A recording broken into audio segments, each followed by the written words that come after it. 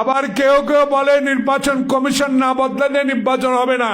আবার কেউ কেউ বলা শুরু করেছে শাপলা না দিলে ধানের শীষও বাদ দিতে হবে। আরে খবরদার, খবরদার, শহীদ ধানের শীষ নিয়ে কোনো কথা বলা যাবে না। খবরদার, শহীদ আদর্শ নিয়ে কোনো কথা বলা যাবে না।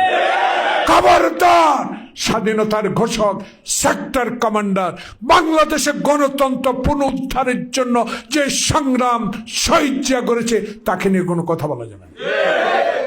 তার সন্তানকে নিয়ে কোনো কথা বলা যাবে না।